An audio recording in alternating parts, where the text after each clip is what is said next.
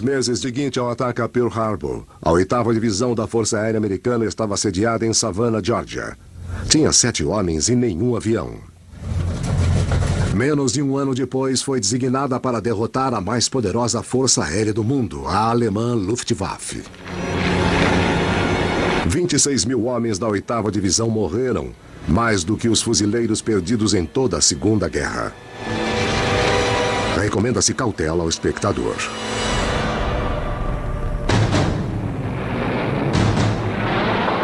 Os aviões americanos da 8ª Divisão da Força Aérea bombardearam o aeroporto. Abriram caminho para chegar à Alemanha e abriram caminho para voltar.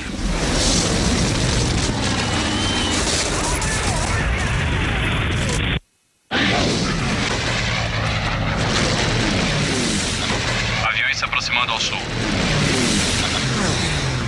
Por favor, aguardem. Posição do identificador. A Força Aérea Americana fez sua maior campanha desde o início da guerra, contra a Força Aérea Alemã.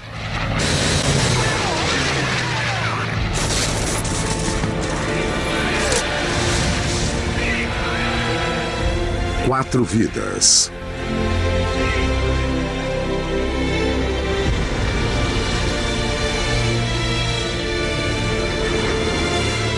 Uma missão impossível. Executada numa frente de batalha. A quase 8.000 metros de altura.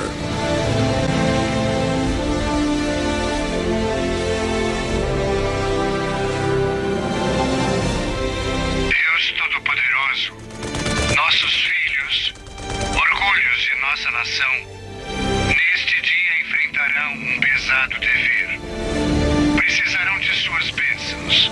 Seu caminho será longo e árduo. Segunda Guerra Mundial.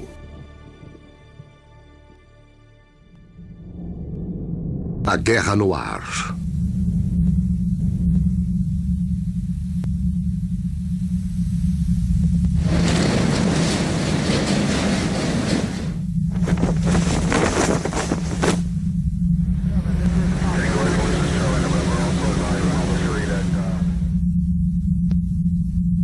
(6 de junho de 1944, dia D).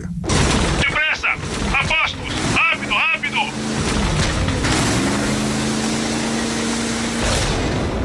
Rápido, rápido! Na manhã de 6 de junho de 1944, 250 mil homens colocados em 5.000 navios cruzaram o Canal Inglês. Foi a maior força anfíbia jamais organizada. O empurrão decisivo na batalha para acabar com a Europa de Hitler.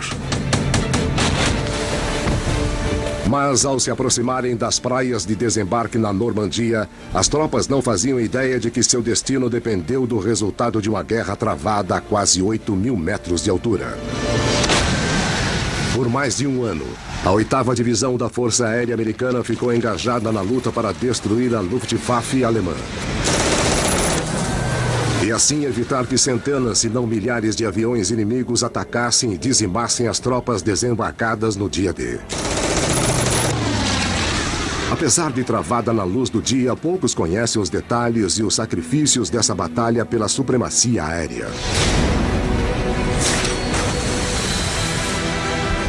Só agora, com o desembarque ocorrendo, os olhos se voltam para o céu. O sucesso do desembarque e a esperança de milhões dependeu da guerra no ar.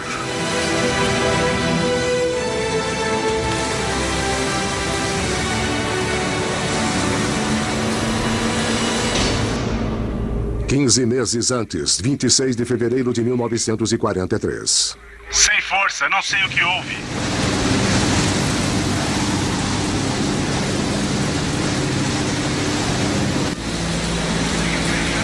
Grupo de bombardeio 306.500 metros sobre o Mar do Norte.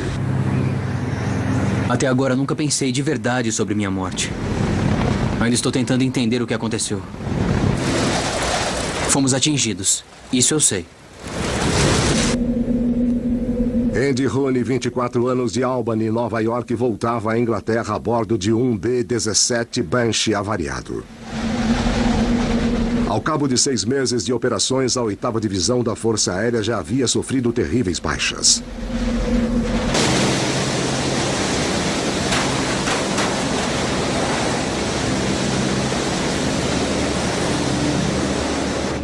Tem um buraco no nariz do avião, maior do que meu pulso.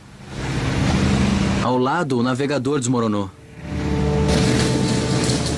Acho que estou inconsciente. Não fui treinado para coisas assim.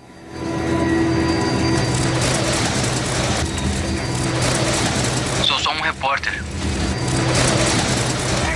Tudo no avião tá chacoalhando. Acho que eu vou vomitar. Estação 111 da Força Aérea Americana, Stanley, Inglaterra.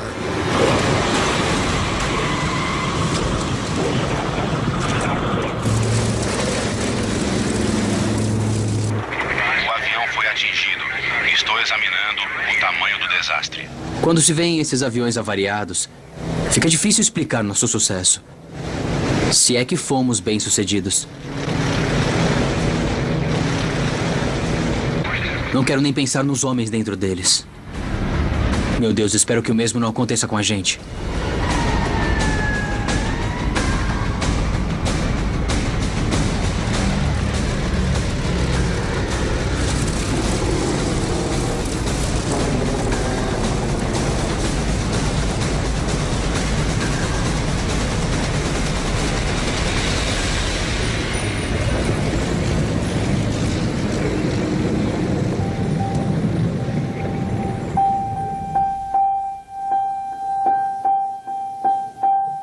Foi uma experiência nervosa. Ser mandado à Alemanha em um dos bombardeiros. Fiquei nervoso. Tive medo de ser morto.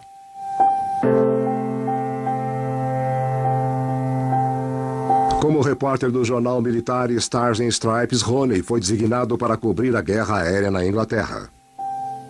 Hoje foi o primeiro dia em que permitiram que a imprensa acompanhasse a 8ª Divisão da Força Aérea em missões de combate.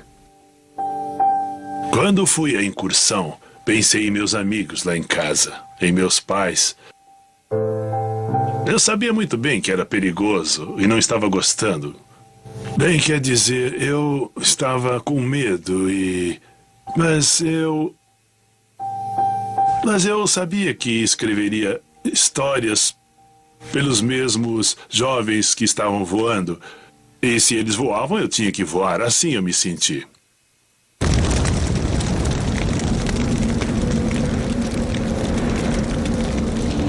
Estou entre os afortunados.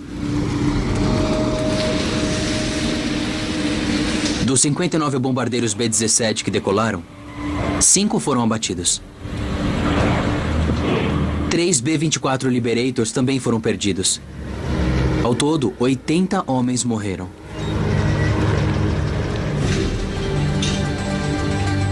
Dentro do hospital, os que tiveram a sorte de sobreviver receberam tratamento para ferimentos terríveis.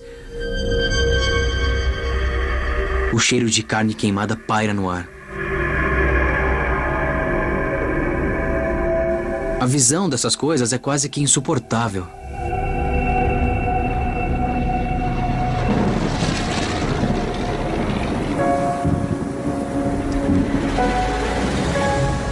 Revi 2 conhecidos que acabavam de voltar. De hábito, após as missões, eles me encontravam e falavam das coisas. Mas desta vez, nenhum dos 2 me disse nada. 2 horas depois, descobri que o atirador da torre superior do avião deles teve o braço arrancado na altura do ombro na missão. Estava perdendo tanto sangue que sabiam que ele jamais aguentaria a viagem de volta. Então embrulharam o homem em um paraquedas e o atiraram do B-17 na esperança de que os alemães o encontrassem e lhe dessem tratamento médico. Mas sabiam muito bem que a chance era mínima. É um momento circunspecto terrível. Se nossos homens vão passar por esse inferno só por chegar na costa alemã, só Deus sabe o que vai acontecer quando começarem a voar país adentro.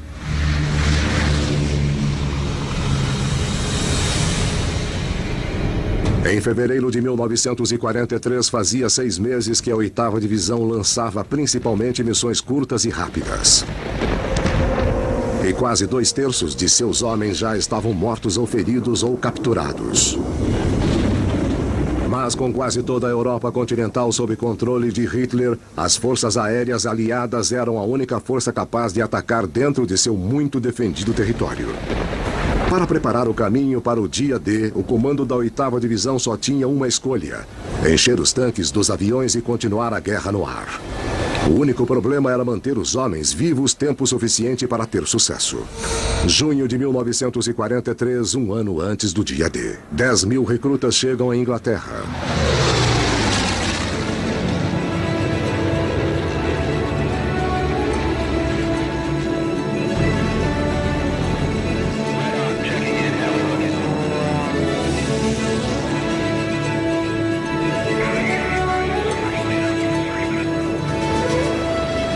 Em junho de 1943, 4 novos grupos de bombardeio chegaram à Inglaterra, entre eles o 100º, um grupo conhecido nos Estados Unidos por seus atiradores difíceis de controlar e arrogantes. 100º Grupo de Bombardeio, Thorpe Abbott, Inglaterra. E pensar que o imbecil do comandante nos Estados Unidos disse que éramos um bando de fracassados. Eu queria ver a cara dele agora. Eu e meu amigo Griffith estamos juntos desde os primeiros treinamentos nos Estados Unidos. Agora que estamos aqui, só conseguimos falar sobre pegar os alemães. Joe Armanini, de 27 anos, era uma ex-estrela de futebol americano da Faculdade Santa Cruz, Califórnia. Designado para um conjunto de 25 missões de bombardeio no 100º, Armanini era fascinado pelo glamour da Força Aérea e por sua mais moderna superarma, a fortaleza voadora B-17. Quando vi o B-17, pensei, meu Deus, 10 metralhadoras, somos indestrutíveis. E o avião era esplêndido, divino, no mínimo maravilhoso. E meu primeiro avião era prateado, não tinha sido pintado com camuflagem ainda. E parecia uma luz guia. A luz do sol brilhava no alumínio. Era lindo. Nosso bombardeiro foi chamado de Furioso, que era como queríamos que Hitler se sentisse. Ser bombardeiro é uma honra, quer dizer, o objetivo é sair e acertar o alvo. E com essas miras de tiro, esse não será o problema. Nós podemos acertar 2 toneladas de bombas em um barril de cerveja de tão precisas. Como Armanini, o alto comando da Força Aérea Americana era apaixonado pelo novo avião. Acreditavam que podiam usar o B-17 para abalar o Luftwaffe com incursões diurnas de bombardeios precisos. Apesar de os voos diurnos exporem os bombardeios a ataques da Luftwaffe, eles acham que os B-17 não precisam da proteção de caças de longo alcance. Acham que o único motivo de sofrerem pesadas baixas é que o número de bombardeiros era insuficiente para atacar uma força devastadora. Mas com a chegada dos novos grupos, acham que estão com um número suficiente. Julho de 1943, a Força Aérea prepara um ataque em larga escala dentro do território alemão. Parece que o treinamento não tem fim. Todos os dias é igual de novo e de novo. Mas há rumores, no entanto, de que isso vai mudar. E que vamos voar para missões reais. Em menos de uma semana, Joe Armanini e os homens do 100º tomarão parte em uma missão combinada da Força Aliada de 6 dias chamada Semana de Blitz. Mais de 1.000 bombardeiros pesados americanos e ingleses vão destruir fábricas de aviões e indústrias de componentes em pleno território alemão, até um ponto onde jamais voaram antes. A 8ª Divisão da Força Aérea Americana vai atacar de dia, enquanto os aviões britânicos bombardearão sob a proteção da noite. Juntos vão colocar a Alemanha sob uma chuva ininterrupta de destruição para começar a abrir caminho para a invasão da Normandia no dia D. 22 de julho de 1943, 2 dias para a Semana de Blitz.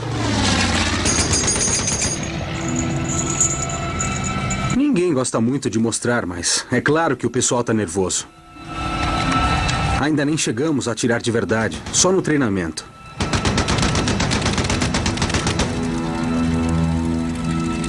No último exercício prático, todos se perguntavam como seria voar de verdade em território alemão. Meu amigo Griffith disse que ouviu falar que se os alemães acertarem seu avião e você pular de paraquedas, os alemães atirarão para fazer buracos no paraquedas e atirarão em você para que você não tenha chance alguma de chegar ao chão com vida. Que seja, digo a ele. Não tô tão preocupado com os alemães. Podemos com qualquer coisa que atirarem em nós. Mas que vão ser incursões dos diabos, vão.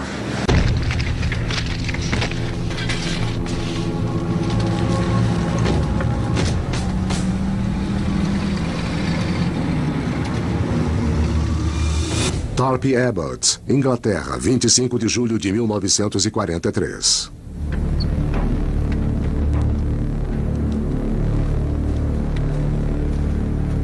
O sol mal raiou e já estamos correndo, nos preparando. Parece loucura, mas eu tô animado. Acho que todo mundo está um pouco assim. Ser jovem tem uma coisa, você nunca tem medo, não tem medo de morrer. Isso nem passa pela sua cabeça.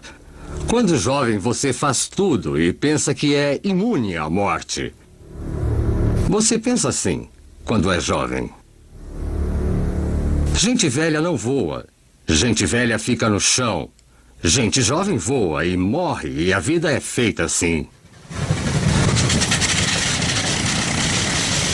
Na manhã de 25 de julho de 1943, Joe Armanini se preparou para voar em sua primeira missão na Alemanha como parte da ofensiva Semana de Blitz. O objetivo era destruir instalações militares alemãs e de produção de aviões para a Luftwaffe, em preparação ao dia D. Armanini e o 100º Grupo de Bombardeio vão voar a Warnemünde, Alemanha. O trajeto de 1.600 quilômetros ida e volta vai colocá-los em território inimigo durante 4 horas, totalmente à vista dos caças da Luftwaffe e da defesa em terra. Semana de Blitz, missão a Warnemünde, 8 da manhã.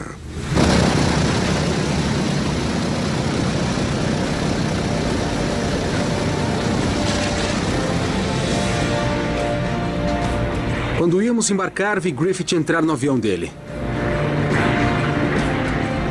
Desejei boa sorte e ele me disse: "Vejo você no bar."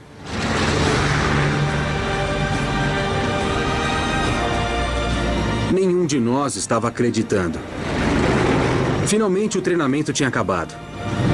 Estamos indo para a Alemanha.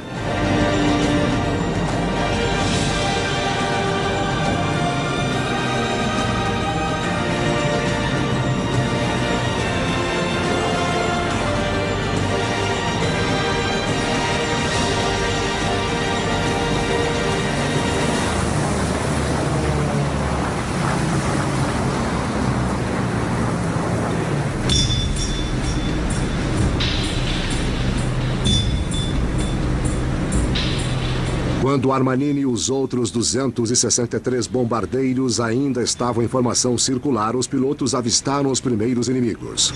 A 3.600 metros, o ar já é perigosamente rarefeito e os B-17 não eram pressurizados. Os homens dependiam de máscaras de oxigênio para respirar. Inalar ar rarefeito podia causar danos cerebrais ou até a morte.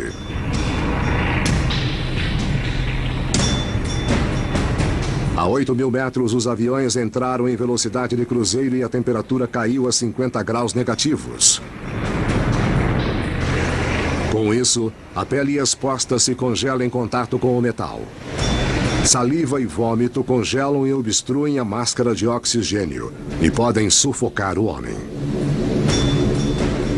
Para os pilotos, eram condições de rotina. A 300 quilômetros de Warnemünde, Alemanha.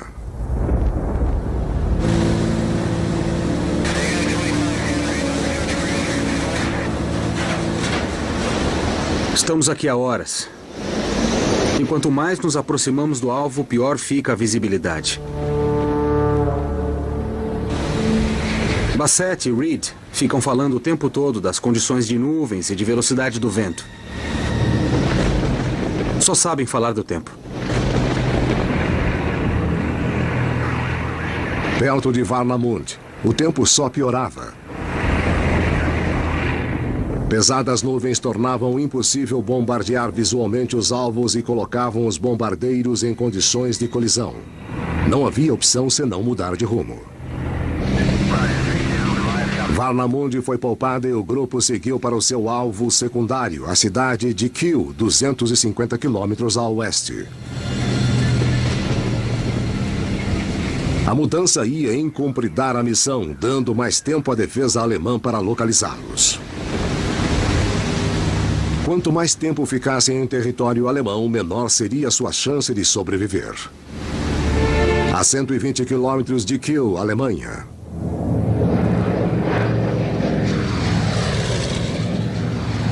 Mas quando os bombardeiros se aproximavam de Kiel, os P-47 Thunderbolt de escolta chegaram ao seu alcance máximo e foram forçados a voltar. Dali em diante, os bombardeiros ficaram sozinhos. É assustador ver os caças indo embora assim. Mas não podemos fazer nada a respeito. Só o que podemos fazer é seguir e completar a missão.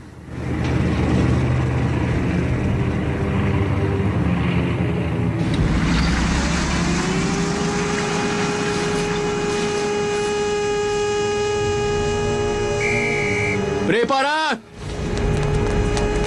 Nas últimas 2 horas, a defesa antiaérea alemã localizou os B-17 por meio de uma nova tecnologia, o radar.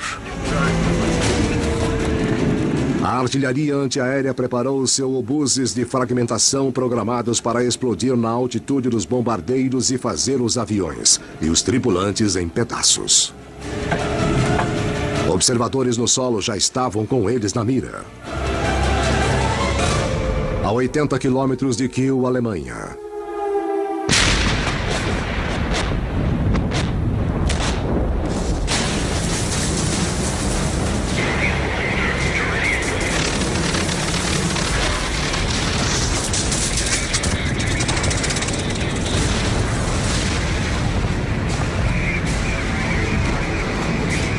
Já na área de defesa antiaérea, os aviões chegaram a um marco pré-determinado chamado ponto inicial.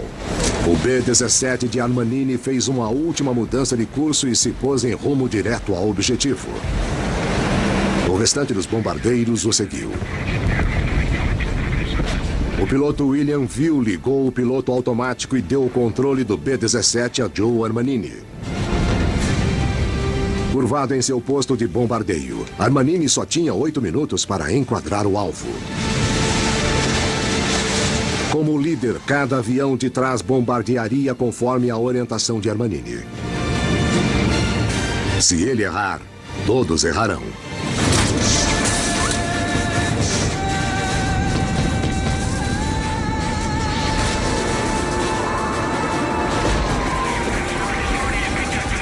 A defesa antiaérea aumentou, mas não podemos nos desviar do curso. Para acertar o alvo, temos que ficar nivelados e aguentar o que os alemães jogarem em nós. Avistamos o inimigo pelos flancos.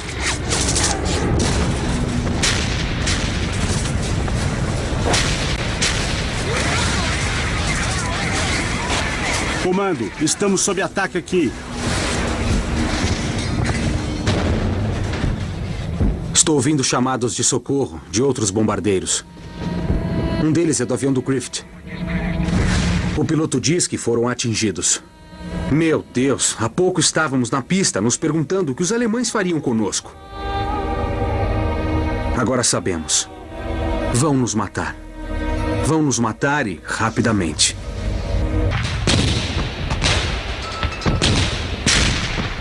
Há uma coisa na guerra. É o fato de que não há futuro, há só o presente e você só pensa nisso o tempo todo, em sobreviver. Depressa! Apostos! Rápido, rápido! Você nem sabe quando a guerra vai terminar. Só espera que acabe. Depressa. Não há futuro para você ali, só o presente. E o presente não é nada bom.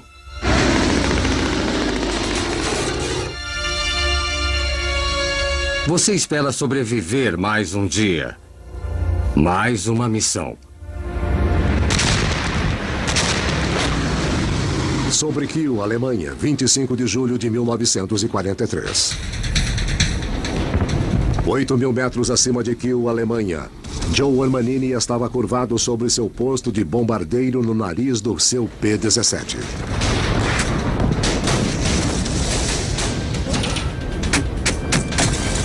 A artilharia antiaérea lançava bombas de fragmentação que faziam os aviões em pedaços. Momentos antes, Armanini soube que o avião do melhor amigo tinha sido atingido. Agora, diretamente embaixo dele estava o alvo que vieram de tão longe para destruir.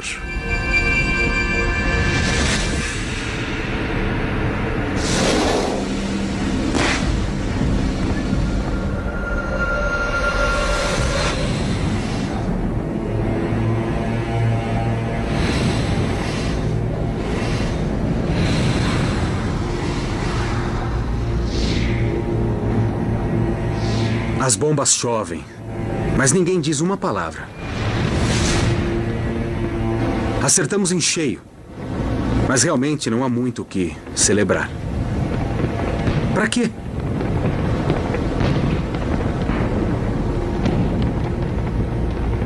À nossa volta, os aviões estão despedaçados. É uma visão patética. Temos de dar um fora daqui já. Armanini e os B-17 saíram da área de defesa e rumaram para uma área de encontro com um grupo de P-47 Thunderbolts. Até chegarem aos seus protetores, os bombardeiros danificados ficaram à mercê da Luftwaffe. Como tubarões cercando uma presa ferida, é o momento que prefere para atacar. Quarto grupo de aviões de combate sobre Emmerich, Alemanha. Siga para 024. Daremos um alerta. Escoltar bombardeiros em espaço aéreo inimigo é uma coisa. Chegar a um ponto de encontro na rota de volta deles é outra. Quantos voltarão ilesos dessa missão? Quantos serão atingidos? Haverá feridos a bordo? A Luftwaffe vai perseguir a todos? Nunca se sabe o que esperar. Apelidado de Grego por seus amigos pilotos, o segundo-tenente Steve Paisanos, de 23 anos, estava nos controles de seu P-47 Thunderbolt. Piloto do quarto grupo de aviões de combate, suas ordens são encontrar-se com os bombardeiros avariados e escoltá-los à Inglaterra. Quando nos aproximamos dos bombardeiros que voltavam, os alemães continuaram atacando. Eu vi quando o motor de um B-17 começou a soltar fumaça e logo depois a tripulação começou a pular de paraquedas. De repente, o ME-109 mergulhou de cima de nós e foi atrás de um dos homens de paraquedas. E nós tivemos de testemunhar a morte daquele homem, descendo de paraquedas. Aí alguém na nossa formação gritou: "Peguem o desgraçado!"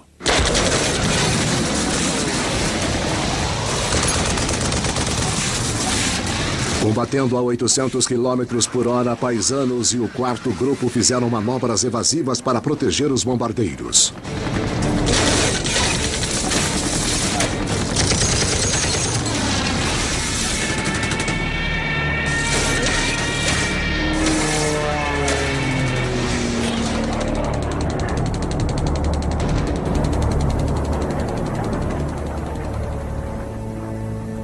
Ainda me lembro como são os combates aéreos. Lembro do barulho dos motores e de quando vi aviões em chamas caindo, as pessoas pulando do avião com paraquedas. Até hoje, eu volto, sabe, e me lembro da situação. É uma grande confusão com o céu cheio de aviões. As pessoas tentando se defender e você vê o que está acontecendo. Sabe, seu coração bate muito forte. Você vê balas passando e trata de escapar para não ser ferido. É uma condição realmente que nunca esqueci.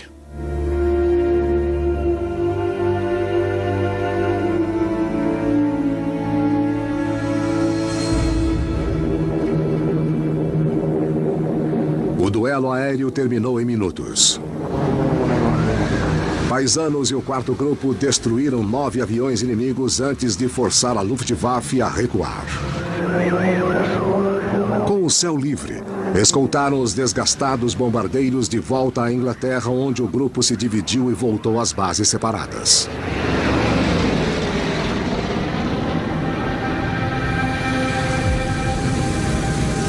Não acredito que voltamos. É realmente um imenso alívio. 100º Grupo de Bombardeio, Thorpe Abbotts, Inglaterra. Mas meu alívio acabou instantaneamente quando perguntei do avião de Griffith. Ninguém sabia nada. Ninguém sabia o que tinha acontecido. Mas quando o avião não volta depois de algumas horas, é porque não vai voltar mais. Não faço ideia do que a família de Griffith pode estar fazendo agora. Estão a milhares de quilômetros e não têm noção de que o filho está morto ou está morrendo agora.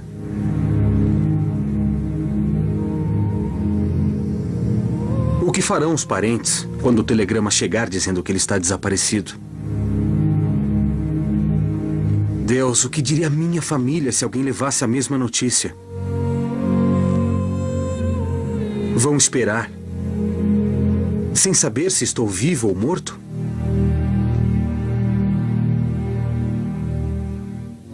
Acho que vão preferir que lhes contem que o filho morreu e pronto.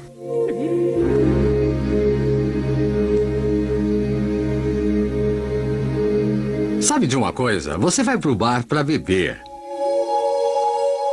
É isso, meu alívio pro fato de que a pessoa se foi, de que meu melhor amigo foi embora, é pensar, que diabos, vou pro bar beber umas doses de uísque, pra depois ir dormir e não me preocupar mais com isso. Mas você se preocupa no dia seguinte, e no outro, e pelo resto da vida, porque sabe que nunca mais vai rever a pessoa. É um fato da vida.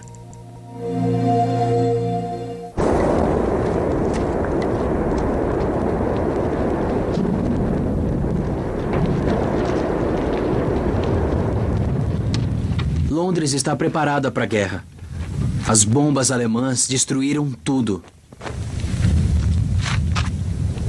Aqui, a guerra é pessoal. Londres, Inglaterra, julho de 1943. Temos um oficial... No prédio do London Times. Estive na parte da cidade conhecida como City, no fim da rua Fleet, onde só vi devastação por toda parte. Não havia lugar que não tivesse sido atingido e foi perturbador. É só dar uma olhada nos homens e mulheres nas ruas. Mães e esposas que perderam seus entes queridos, cujas famílias e casas foram destruídas, para entendermos por que odeiam Hitler com tanta força. A atitude aqui é de que os alemães começaram a guerra. E nada do que acontecer a eles será castigo suficiente. Esquadrão 156 da Real Força Aérea, Huntingdonshire, Inglaterra, 27 de julho de 1943. Em 27 de julho de 1943, forças inglesas e americanas entraram no terceiro dia da Operação Conjunta Semana de Blitz. O objetivo era bombardear para inutilizar instalações militares e industriais no interior da Alemanha.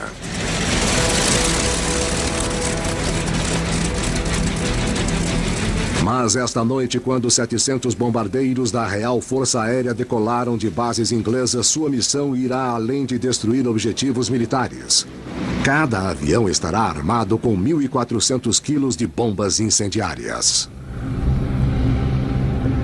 E seu alvo principal será o povo alemão. Hamburgo, Alemanha. 12 horas depois.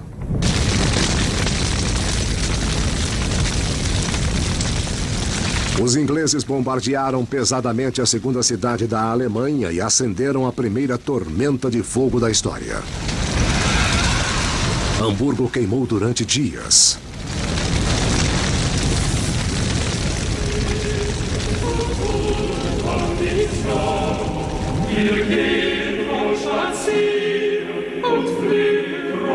Quando pelotões de socorro puderam entrar na cidade, em 2 de agosto, encontraram ruas e abrigos coalhados de corpos carbonizados. 45 mil corpos foram retirados dos escombros. Os britânicos que tinham sofrido durante anos com as bombas da Luftwaffe consideraram Hamburgo uma vitória esmagadora. Sua aniquilação significava quebrar o moral do povo alemão e levar a guerra até suas casas.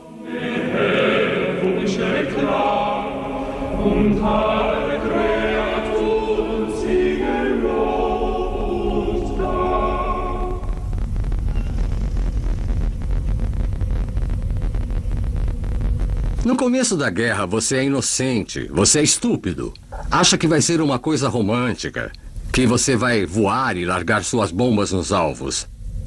É uma coisa romântica, como em filmes. Mas você logo muda. Quando os ingleses bombardearam Hamburgo, achei formidável. Mataram 35 mil pessoas e pensei que eram 35 mil a menos. Durante a guerra, há um sentimento que toma conta de todo mundo, seja secretamente ou não, é assim. Você sabe que quanto mais alemães matar, se matar todos, a guerra vai acabar. Você sabe que é impossível, que não vai matar todos, mas vai matar o que conseguir. A guerra não era uma guerra simpática. Sei que muita gente morre quando soltamos as bombas. Podem ser crianças, pais, mães e avós. Mas você não pensa assim. Você só pensa que matar é vencer e vencer quer dizer ir para casa. Então é assim. Raceworth, Inglaterra, 31 de julho de 1943. No final de semana de Blitz, as baixas da 8ª Divisão da Força Aérea eram de quase 1.000 homens. 97 B-17 não retornaram. E houve inúmeros pousos forçados no interior da Inglaterra, onde o repórter Andy Rooney observava a carnificina. É difícil ter estatísticas corretas de nossas perdas. Ninguém quer que os alemães saibam que sua defesa antiaérea é muito eficiente. Mas olhando bem, quando vemos tantos bombardeiros danificados ou destruídos, entendemos. A semana de Blitz abriu os olhos do comando aéreo. Os B-17 não podiam se proteger contra a Luftwaffe. Precisavam da proteção de caças o caminho todo, de ida e de volta, aos objetivos. Mas isso gerava um grave problema. Nenhum caça da atualidade tinha a autonomia de um B-17 e, com a aproximação da invasão do dia D, não podiam parar de bombardear alvos estratégicos no interior da Alemanha. Era um dilema impossível. Washington, 10 meses antes do dia D. Boa noite a todos. Enviei um telegrama para as autoridades de Washington alertando para o perigo nazista. Fomos informados pelo rádio.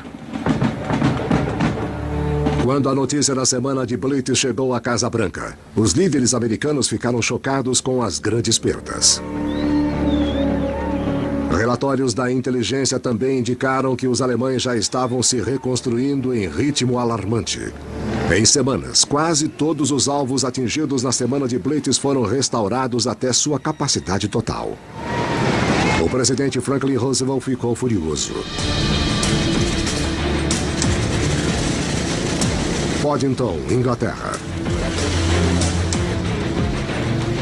E mandou um recado à Inglaterra, pressionando seu abalado comando. Não poderiam aceitar tantas perdas para ganhos tão pequenos. Para continuar com as operações diurnas, teriam de achar um jeito de tornar o impossível possível.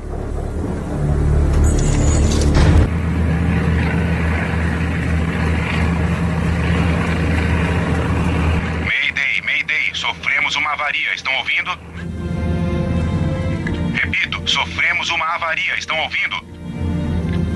Vale, NP1. Aqui é a torre de Abbott. Estamos sem combustível. O trem de pouso foi danificado, mas vamos tentar. Siga para 024. Teremos um alerta. Algum ferido a bordo? É a torre, repito. É a torre, repito. Algum ferido a bordo? Atirador ferido na torre. Torre avariada. Não conseguimos tirá-lo. Eco 1, outros feridos? Negativo. É o homem preso na torre. Estamos tentando retomar os controles do avião. Repito, Eco 1, siga para a rota indicada ao sul. Rota 024 Sul. Comando, estamos sob ataque aqui. Avistamos o inimigo pelos flancos. Prossigam com as ordens. Estão ouvindo? Ferido na torre. Torre avariada. Estão ouvindo? Prossiga na rota. Repito, torre avariada. Homem preso. 24 horas antes.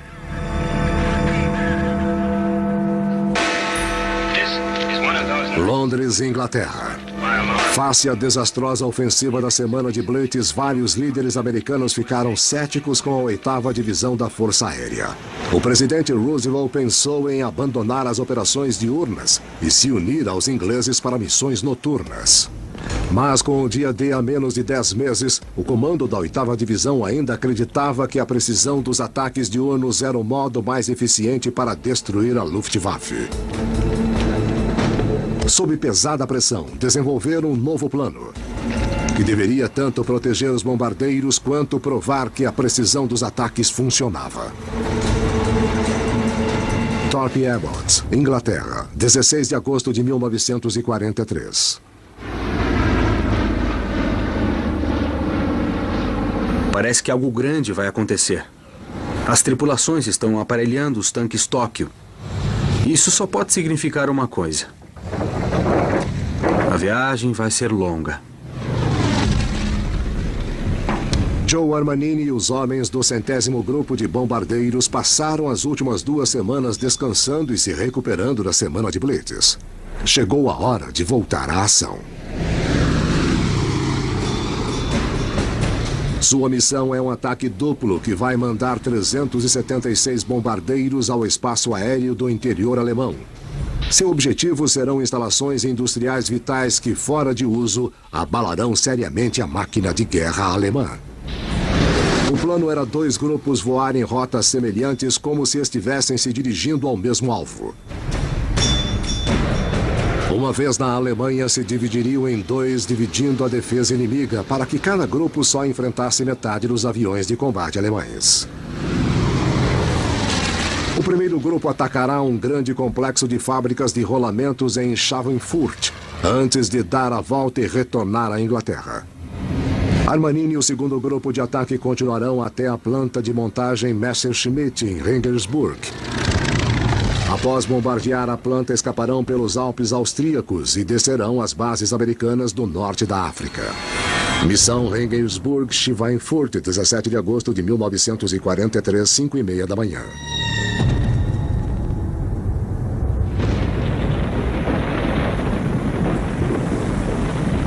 Estamos vestidos e prontos para partir, mas o nevoeiro está tão forte que não se vê o fim da pista.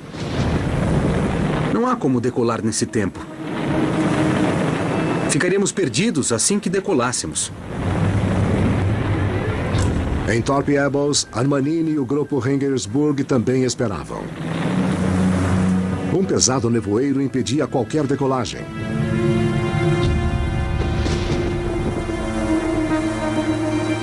A 140 quilômetros dali, em Polbrook, as condições eram as mesmas do outro grupo. A ordem foi os 2 grupos adiarem a partida. Thorpe Abbott, Inglaterra. Nada é pior do que esperar. Ficar ali, sem nada a fazer, exceto pensar e se preocupar com o que pode acontecer. Eu preferiria que acabasse logo. 6h30 da manhã.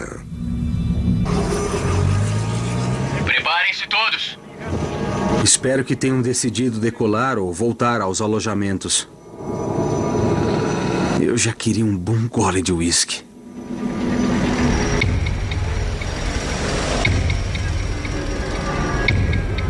Os dois grupos de ataque esperavam nas pistas. A hora da dissipação do nevoeiro era incerta para permitir a decolagem dos 376 bombardeiros em tempo hábil. E a precisão da partida dos grupos era crítica. Para dividir a defesa inimiga, os dois grupos devem decolar com poucos minutos de diferença. Senão, os alemães terão todo o tempo de reabastecer e se rearmar para atacar cada grupo com força total. 7h30 da manhã. Depois de mais de 2 horas de atraso, o comando aéreo foi forçado a tomar uma decisão. O grupo Rendsburg tinha de sair já, senão não chegaria à África do Norte de dia. E quase nenhum piloto desse grupo tinha experiência de pousar à noite.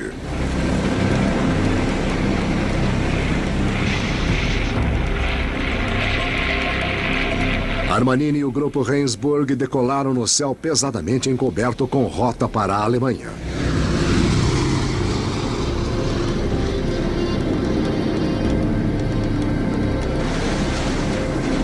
Ao romperem as nuvens sobre o canal inglês, ainda não sabiam que o grupo Schweinfurt continuava retido nas pistas.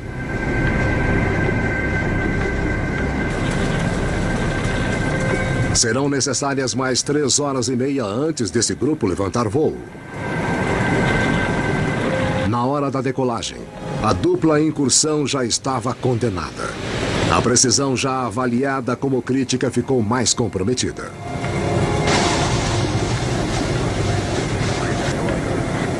Enquanto Armanini e o grupo Rendsburg se aproximavam da Alemanha, ninguém fazia ideia de que o plano fora abortado e que cada um dos grupos enfrentaria toda a força da Luftwaffe.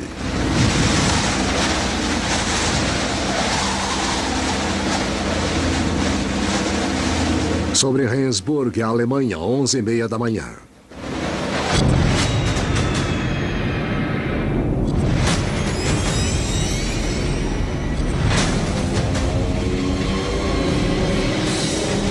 ...150 aviões alemães atacaram o grupo Rendsburg. Atenção! Inimigos à vista! Inimigos à vista! Em 90 minutos, 240 tripulantes americanos estavam perdidos.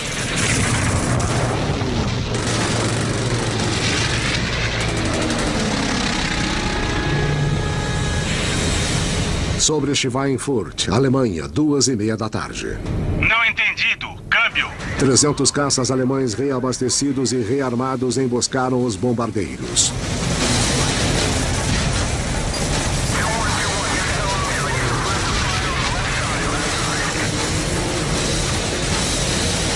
...36 B-17 foram abatidos e 360 militares americanos foram mortos.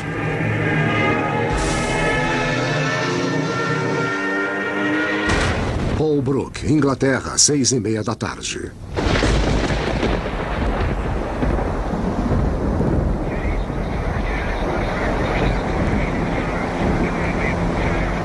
Sete horas e meia depois de sair da Inglaterra, o avariado grupo de ataque Schweinfurt estava voltando à base. Estamos sob fogo, estamos sob fogo, responda. Entre os que esperavam ansiosamente sua volta estava o repórter da Stars and Stripes, Andy Rooney.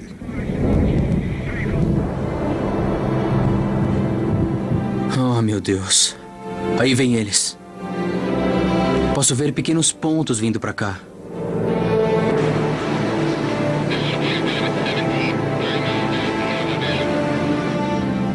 Eu não consigo nem imaginar pelo que passaram. Alfa 1 para a torre, avarias na asa direita. Estamos prosseguindo. Entendido, Alfa 1. Danos na asa direita. Segundo motor parou. Motor número 4 em pane. Repito, o motor número 4 parou. Pista 23 à sua frente. Prossiga. Tudo acionado. Boa aproximação. Chamados frenéticos chegavam do piloto de um dos B-17. Seu atirador da torre esférica ficou preso na bolha de plástico colocada na barriga do bombardeiro. O sistema que gira a bola para que ele possa subir para dentro da aeronave foi atingido e quebrou. E ele ficou preso na gaiola de plástico. 2 motores estavam danificados. Eram 1.400 quilos de peso morto pendurados nas asas, que faziam o avião perder ainda mais altura. Os tanques de combustível estavam vazios, e os sistemas elétrico e hidráulico levaram rajadas de tiros.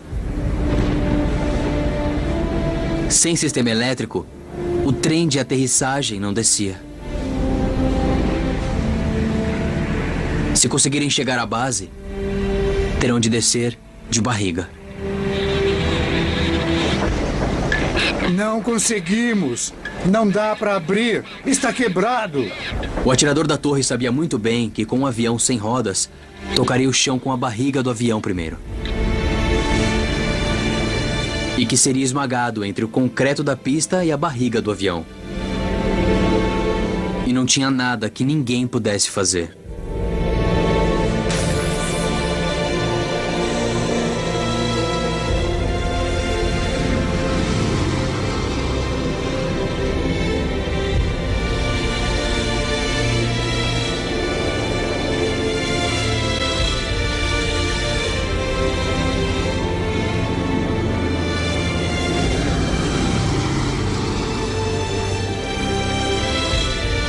Todo-Poderoso, nossos filhos, orgulho de nossa nação, neste dia enfrentarão um pesado dever.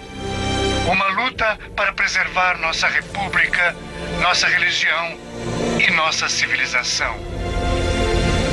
E para libertar a humanidade em sofrimento. E para libertar a humanidade em sofrimento.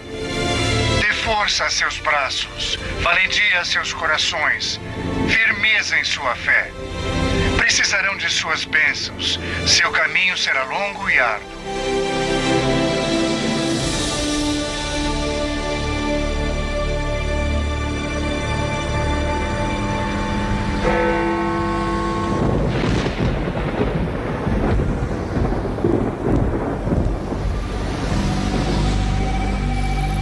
Voltei a Londres abalado e incapaz de escrever a história mais dramática, mais horrível e de partir o coração que já testemunhei.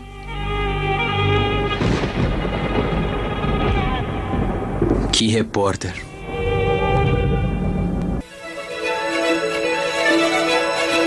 Clearwater, Flórida. Um grande esquadrão de bombardeiros americanos foi mandado à Inglaterra hoje para atingir objetivos alemães. Uma grande força de bombardeiros americanos foi enviada à Europa para preparar a invasão.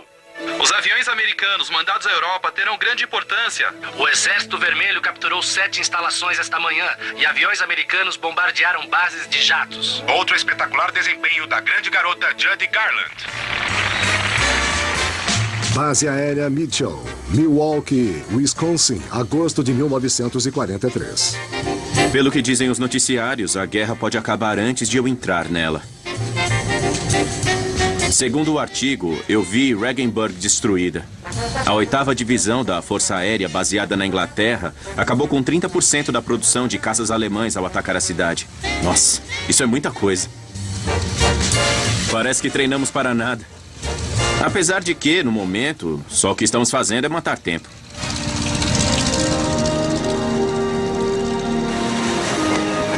Lago Michigan. Essa tarde eu conheci uma garota incrível. Ela se chama Dorothy e é uma garota muito bonita. Só precisei vê-la 2 vezes para ficar completamente apaixonado por ela. John Gibbons, 23 anos, de St. Mary's, Kansas. Estava sediado na base aérea Mitchell, em Milwaukee, esperando a entrega de um transportador Douglas C-54 novo em folha. Suas ordens eram voar para a China para levar suprimentos às tropas americanas. Até agora, seu único contato com a guerra foi pelos jornais e noticiários. Os jornais eram francamente favoráveis ao que estava acontecendo.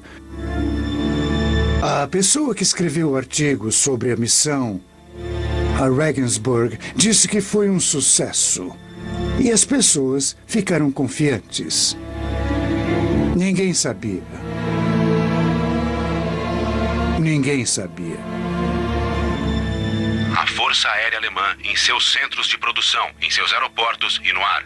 Nós, a RAF e a Força Aérea Americana, vamos vigiar o espaço aéreo alemão e as fronteiras 24 horas por dia.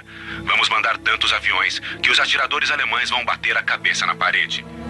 Eu não queria ser piloto alemão neste momento. A maior batalha aérea custou 307 aviões. Mas que mentira deslavada, não é verdade? Perdemos 72 bombardeiros B-17 na missão a Regensburg e dizemos que abatemos 307 aviões alemães. Mas não é verdade. Não é possível. Um B-17 metralhar um avião de combate é a coisa mais difícil. Eles passam a 700 ou 800 quilômetros por hora e você tem de atirar nesse alvo em movimento. É quase impossível acertar. É muita sorte acertar um. Algumas das afirmações que foram feitas são ridículas. Sei que foram feitas para o público, foram feitas para isso. E sei que faz parte do charme da coisa. Eles mentem muito bem. Falando de coisas formidáveis, mas que não são verdade.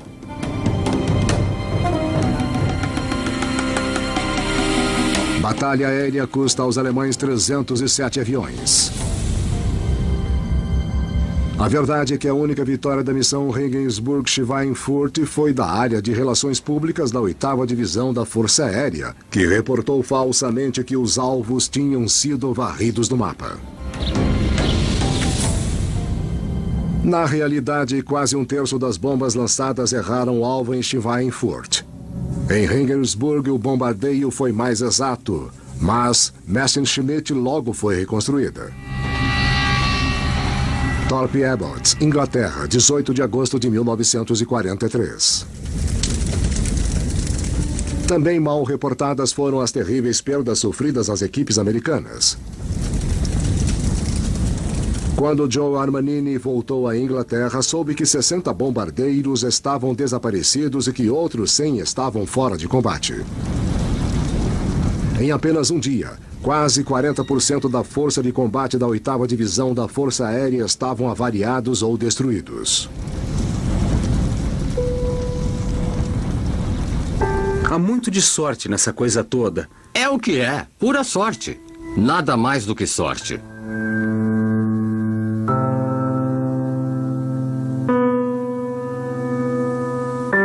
A guerra se tornou um horror total para todos nós, porque só podíamos pensar em tragédias, só ouvíamos falar disso, pessoas morrendo e assim...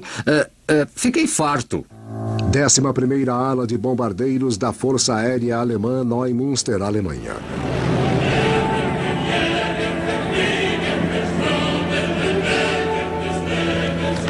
Em agosto de 1943, a Luftwaffe ostentava mais de 1000 ases da aeronáutica. Vários tinham abatido confirmadamente mais de 20 bombardeiros aliados. Mas, apesar da sua grande reputação, os pilotos alemães eram empurrados a seus limites. Com uma política de voar até morrer, conseguiram suas tremendas estatísticas de sucesso voando em ritmo exaustivo. Apesar de destruírem 60 bombardeiros americanos na missão Regensburg-Schweinfurt, Hitler ficou furioso por não impedirem que a 8ª Divisão penetrasse tão longe na Alemanha. No dia seguinte à missão, o chefe do Estado-Maior da Luftwaffe, desesperado, deu um tiro na própria cabeça. A guerra no ar cobrava seu preço dos dois lados. Milwaukee, Michigan, setembro de 1943. Acho que vou vomitar. Nossas ordens chegaram. Os C-54 não virão, afinal. Em vez disso, devemos pegar B-17s e ir para a Inglaterra para entrar na guerra. Eu não sei como vou dizer isso a Dorothy. É difícil dizer qualquer coisa sobre o futuro quando nenhum de nós faz ideia do que pode haver. Mas eu não tive escolha. Disse a ela que fui transferido. Eu disse que me corresponderia. E perguntei se ela retornaria minhas cartas. Eu não sabia realmente o que ia acontecer.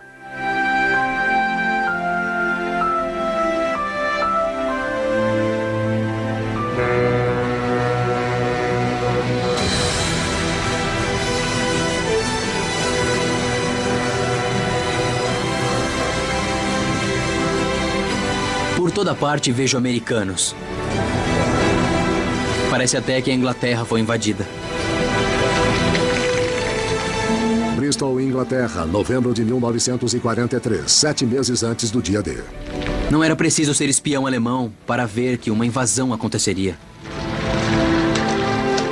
Em nenhum momento... Deixei de pensar que ganharíamos a guerra. Tínhamos uma grande força, tínhamos muitos homens e tínhamos a Força Aérea. Eu nunca tive a sensação de que não ganharíamos a guerra. Tive a sensação de que podia ser morto nela, mas nunca pensei que a perderíamos. Em novembro de 1943, homens, munições e equipamentos fluíam para a Inglaterra em ritmo acelerado. A invasão da Normandia estava há menos de 7 meses e as preparações já estavam em andamento.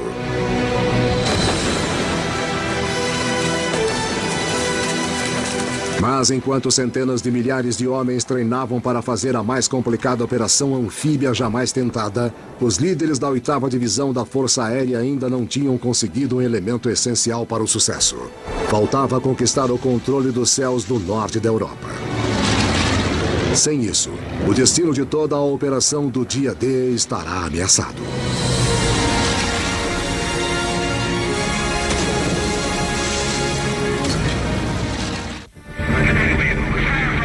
Este é o momento que tanto esperamos. Nossa vez de mostrar aos alemães de que somos capazes. Finalmente vamos poder fazer o que viemos aqui para fazer: atacar e partir para a matança. Sobre Pas-de-Calais, França, janeiro de 1944. Em janeiro de 1944, Steve Paisanos e o 4º Grupo de Combate Aéreo seguiam ordens drasticamente diferentes. O tenente-general James Durrell assumiu o comando da 8ª Divisão e implantou uma atitude nova e agressiva. Para James, usar caças para proteger bombardeiros era um desperdício ineficaz.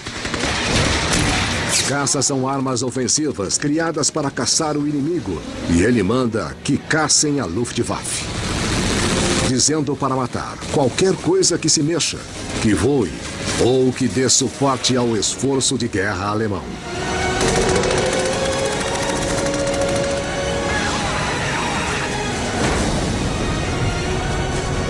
No mesmo mês, Paisanos e o 4º Grupo receberam aviões novos, os P-51 Mustang, equipados com poderosos motores Rolls-Royce e com 2 tanques adicionais de 280 litros de combustível.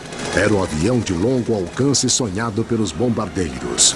Sob as novas ordens de James, o novo Mustang logo mostrou seu valor em combate. Em poucas semanas, os P-51 Mustangs triplicaram a taxa de abate de aviões da Luftwaffe.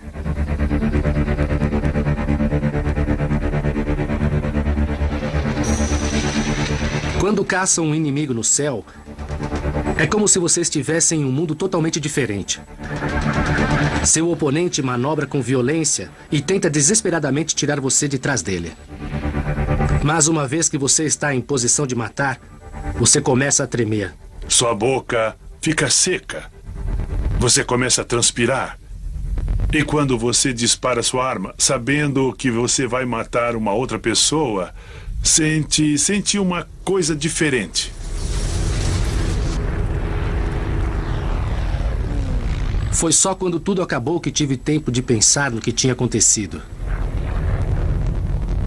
E nessa hora caí em mim. Acabei de matar outro ser humano. 26º Esquadrão de Bombardeio Força Aérea Alemã, base de Drucá, Abbeville, França. Em posição. Para o comando da 8ª Divisão, o Mustang permite que se tenha esperança em operações antes destinadas ao fracasso. Em fevereiro de 1944, 4 meses antes do dia D, o comando aéreo americano estava cada vez mais desesperado para derrotar a Luftwaffe e preparou um lançamento de uma ofensiva de 6 dias constante em território alemão. Mas, diferente da semana de Blitz do ano anterior, este esforço não vai se concentrar em submeter a Luftwaffe. A chamada Grande Semana vai usar uma nova e desesperada estratégia. Desta vez, os bombardeiros serão usados como iscas para atrair os alemães no céu, para que depois os bombardeiros americanos acabem com eles. Ignorado pelos homens dos bombardeiros, o plano para destruir a Luftwaffe não seria senão uma sangrenta batalha aérea de desgaste. Thorpe Airboats, Inglaterra, 24 de fevereiro de 1944. Pronto. Minha 25ª missão. Deus, o que o Griffith diria se estivesse aqui? É difícil crer que cheguei até aqui. De todos nós que começamos no 100º grupo, poucas dezenas sobraram. Só o que posso fazer é rezar para minha sorte durar um pouco mais. Eu não sabia o que ia acontecer comigo na missão número 25. Muita gente foi abatida na última missão. Você nunca sabe os planos de alguém que foi abatido. É que você não consegue antecipar o que vai acontecer. Não há como saber. Você já teria sorte se voltasse. Grande Semana, missão Rockstock, 160 quilômetros dentro do espaço aéreo inimigo. Rota 2125, ação à esquerda. 10 da manhã, Joe Armanini fecha sua mira em seu 25º alvo. 10h15, um grupo de aviões da Luftwaffe é localizado.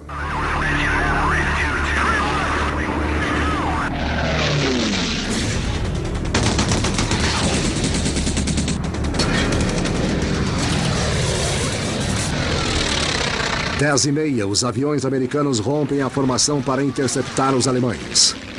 E os bombardeiros ficam expostos e vulneráveis. Sem ter consciência disso, sua missão básica não é acertar os alvos, mas atrair a Luftwaffe. E a missão dos caças não é proteger os bombardeiros, mas abater os alemães. Nessa desesperada batalha de desgaste, o comando americano sabe que as baixas não podem mais ser levadas em conta.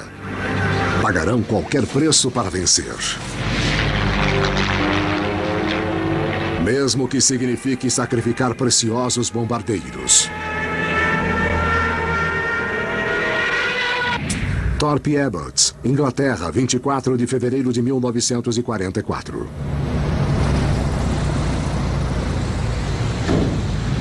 Não sei o que dizer. Consegui. Ainda estou vivo.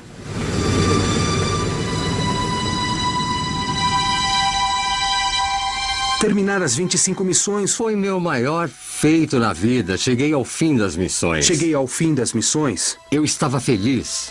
Todos me parabenizavam, felizes, e eu estava contente. E pronto, não pensei em mais ninguém, sabe?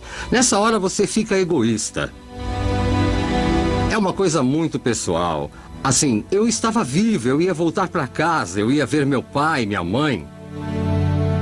Você pensa egoisticamente em você. Chega de preocupações.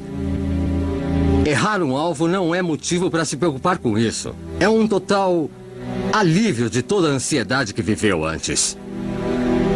75% das equipes da 8ª Divisão não completaram suas 25 missões. No último dia de Joe Armanini, mais de 400 homens desapareceram. Estou muito feliz. Estou eufórico. Mas ao mesmo tempo, estou meio entorpecido. Quando vejo o que sobrou do 100º, fico com muita pena. Como isso tudo pôde acontecer? E só Deus sabe que a guerra ainda não está perto de acabar. A grande semana terminou em 25 de fevereiro de 1944. Mais de 2.000 aviadores americanos desapareceram em 6 dias. Apesar das tremendas perdas, os aviões de combate americanos e seus atiradores destruíram mais de 1/3 da força de ataque da Luftwaffe, o que fez o comando da 8ª Divisão considerar a grande semana um sucesso. Finalmente sentiram que tinham encontrado um método eficiente para destruir a Luftwaffe. A batalha mais selvagem ainda estava por vir. 44, há 3 meses para o dia D.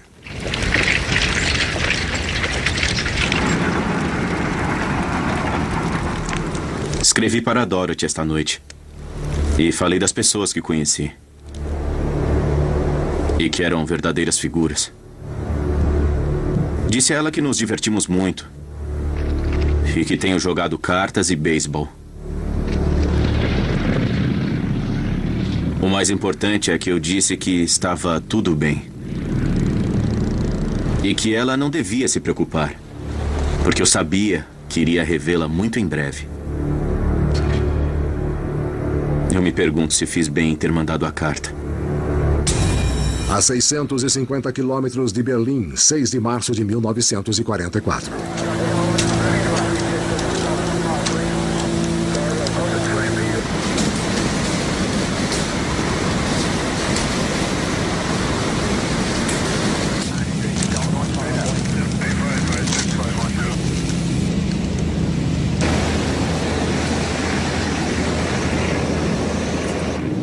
Minhas mãos estão tremendo e tento ficar em formação.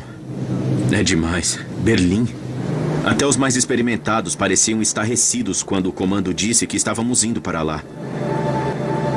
Qualquer um que vá para a luta... Se disser que não está com medo, não pode estar sendo sincero. Eu sabia que iria entrar em combate e... esperava estar apto a enfrentar os fatos e ter coragem.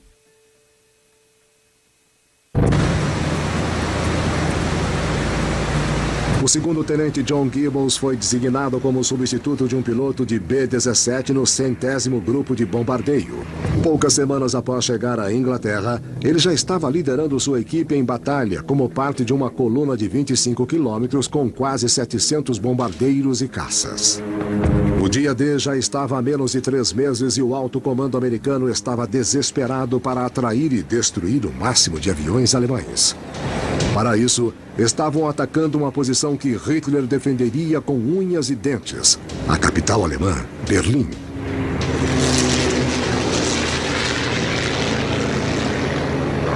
Com o próprio Hitler entrincheirado na cidade, essa era a missão mais perigosa jamais tentada. Quase 750 baterias antiaéreas estavam postadas em volta de Berlim e mais de 70% dos aviões de combate da Luftwaffe estavam estacionados à distância de combate. A rota dos bombardeiros foi intencionalmente traçada para criar um campo de batalha de 600 quilômetros de comprimento, ao longo do qual esperavam atrair e destruir tantos aviões alemães quanto possível. A 320 quilômetros de Berlim.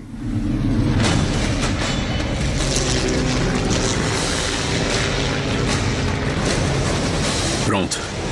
É hora de ficar focado e de levar minha equipe para o outro lado. Mais de 400 aviões alemães atacaram a formação.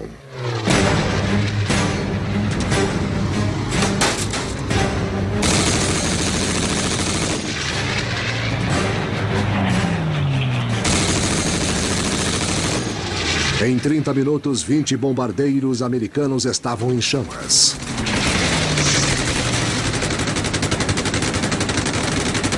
Em 45 minutos, os americanos abateram 150 aviões da Luftwaffe. Há 2 aviões inimigos se aproximando perto do rio.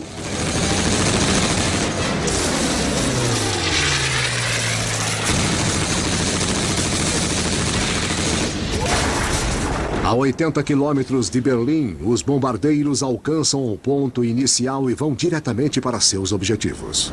Enquanto se aproximavam de Berlim, mais de 10.000 atiradores da Luftwaffe se prepararam para desencadear a maior defesa antiaérea que os americanos já tinham visto.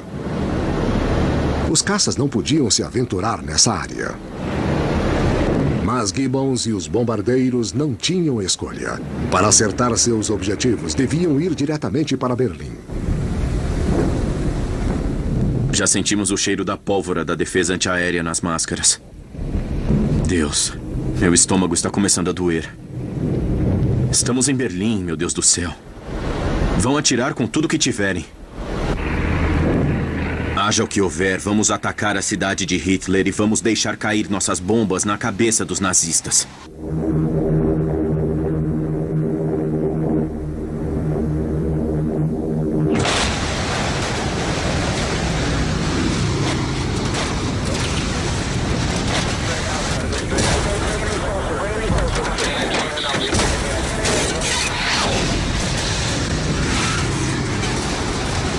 Espere até avistar o alvo e estar seguro. Preparem-se, há alguém atrás de mim.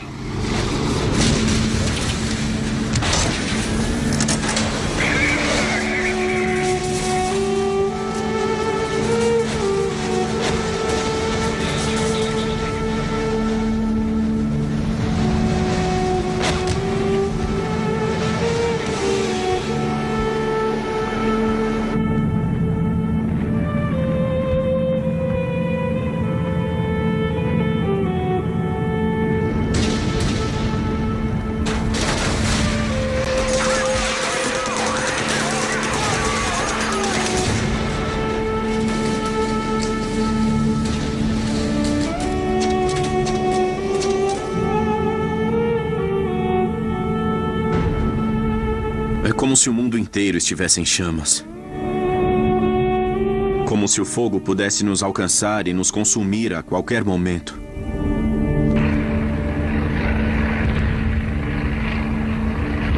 Não há nada a fazer a não ser ficar firme e rezar para escapar. Rezar para que eu reveja minha família. Rezar para ainda estar vivo quando Dorothy receber a carta.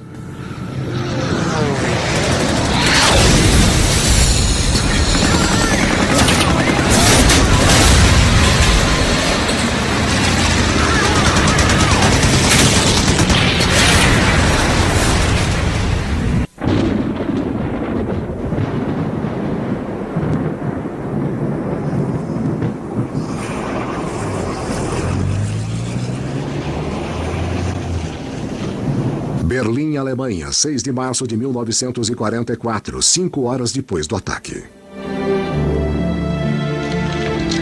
A Força Aérea Americana acaba de completar a maior incursão aérea diurna da guerra. Um boletim acaba de chegar a 1 hora. 69 bombardeiros americanos foram perdidos, 179 aviões de guerra alemães foram destruídos. Tudo depende de como os alemães bombardearam a cidade mais 2 vezes. Foi o começo do fim da Luftwaffe. Fomos descritos como sendo uma nação de fracos, de playboys, que contrataram soldados ingleses, ou soldados russos, ou soldados chineses para lutar por nós. Que repitam isso agora!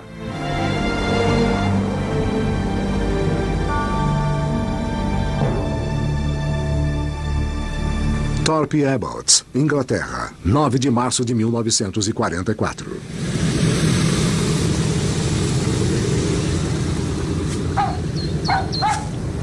Os alojamentos estão vazios. Muitos homens simplesmente se foram. Mal tive tempo de saber seus nomes. Para John Gibbons e os homens do 100º, o ataque a Berlim foi o mais custoso em vidas da história do grupo. Mas também marcou o início do fim da batalha para derrotar a Luftwaffe. Quando olho para o rosto do pessoal, só vejo tristeza. Mas também há uma espécie de determinação amarga. O que vivemos nos mudou. Sei que consigo liderar minha tripulação e enfrentar qualquer coisa nos céus. Agora sou parte do Blood 100.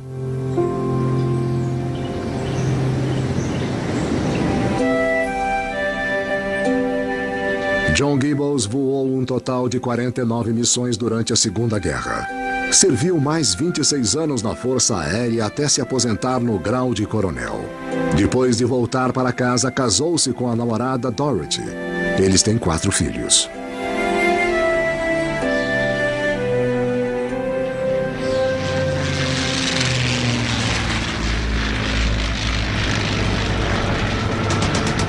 Só em março de 1944, os caças americanos destruíram mais aviões alemães do que nos 2 anos precedentes.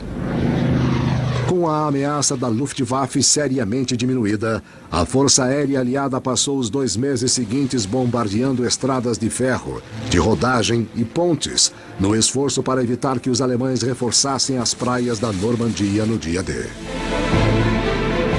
Esse é o sonho de todo piloto de combate. Não há emoção maior do que a caça.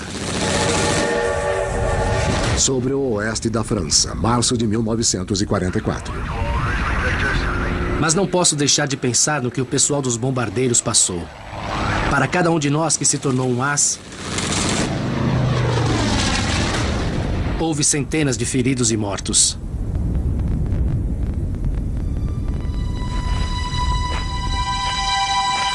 A guerra não é para ganhar glória ou se tornar grande atirador.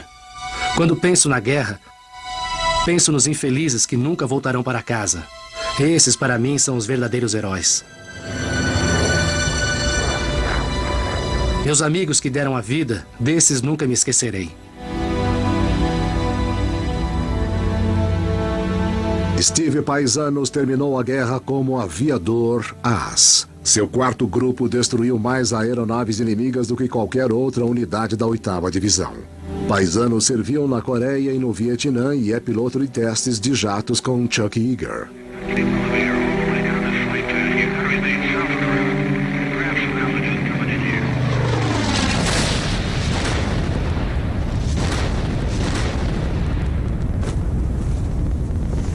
6 de junho de 1944, dia D.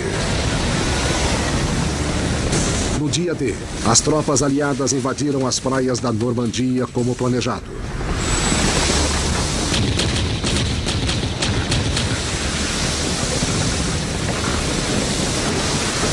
A resistência da Luftwaffe foi mínima. Já não tinham mais homens nem máquinas para combater com eficiência a força de invasão. Praia de Utah, 6 de junho de 1944. Saber que soldados americanos vão morrer é de cortar o coração. Mas também não posso deixar de pensar no que teria acontecido se nossos pilotos não tivessem se sacrificado como fizeram. Quantos mortos mais haveria? Nos meses que antecederam o dia D, as Forças Armadas Americanas na Europa sofreram 18.400 baixas. Mas na luta contra a Luftwaffe, conseguiram o impossível. Tomaram sua força recém-formada e inexperiente e destruíram a mais poderosa força de combate aéreo do mundo. Nunca vou esquecer o tempo que passei na 8ª Divisão, a Força Aérea. Eu acho que a 8ª Divisão foi certamente uma das armas de guerra mais importantes que os Estados Unidos já tiveram. Os alemães tinham de ser derrotados, e acho que fizemos parte da derrota que infligimos a eles. Eu fico feliz por ter sido do exército que os derrotou. Andy Rooney foi um dos primeiros repórteres a acompanhar a 8ª Divisão em batalha. Depois do dia D, continuou a reportar os frontes das forças aliadas por toda a Europa. Ele acredita a Stars and Stripes, o lançamento de sua carreira de jornalista. Depois, quando ouvi falar em dia D, não pude evitar me sentir orgulhoso. Ajudamos aquilo a acontecer. Travamos nossa guerra antes de todos os outros. E nos orgulhamos disso.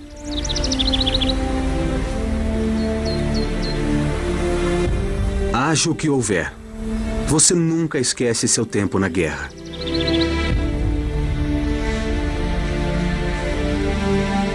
Há uma camaradagem, uma amizade que você nunca esquece.